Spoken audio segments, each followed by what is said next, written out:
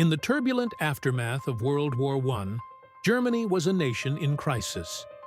Defeated, humiliated by the Treaty of Versailles, and burdened by crushing reparations, the young Weimar Republic struggled to survive amid political violence and economic collapse.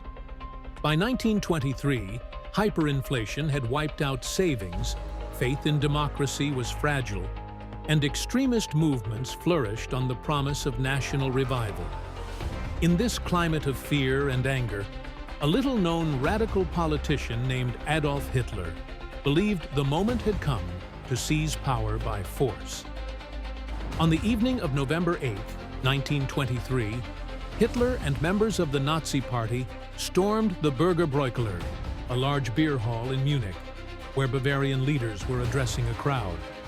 Firing a pistol into the ceiling, Hitler declared a national revolution and announced that the existing government had been overthrown.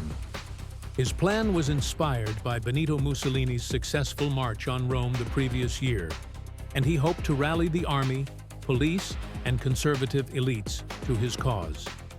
Yet from the start, the coup rested on shaky ground. Key figures offered reluctant or false support, and control of Munich was never fully secured.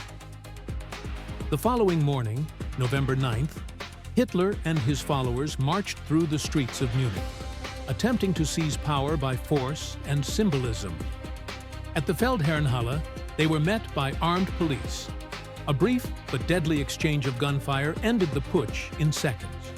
16 Nazis and 4 police officers were killed, and the march collapsed into chaos. Hitler fled the scene, but was arrested days later. The attempted coup had failed completely, yet the consequences of failure proved far more dangerous than success might have been. Hitler's trial for treason became a national spectacle. Instead of being silenced, he used the courtroom as a stage, presenting himself as a patriot defending Germany against internal enemies. The judges treated him leniently, and he was sentenced to just 5 years in prison, serving less than 9 months. During his imprisonment, Hitler dictated Mein Kampf, a manifesto that laid out his ideology, including extreme nationalism, anti-Semitism, and the belief that power must ultimately be seized, not through rebellion, but through legal means. The beer hall putsch marked a turning point. It taught Hitler that violence alone would not bring him power, but that democracy could be exploited from within. After his release, he rebuilt the Nazi Party as a disciplined political machine, focused on propaganda, mass rallies, and electoral success. A decade later, amid renewed economic crisis, Hitler would become Chancellor of Germany through legal appointment, not armed revolt.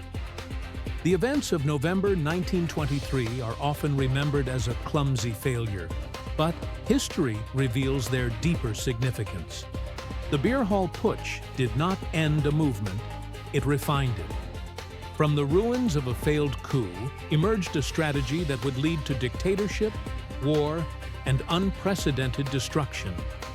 What began in a Munich beer hall became a warning of how fragile democracies can be, and how a moment of failure can become the foundation of future catastrophe.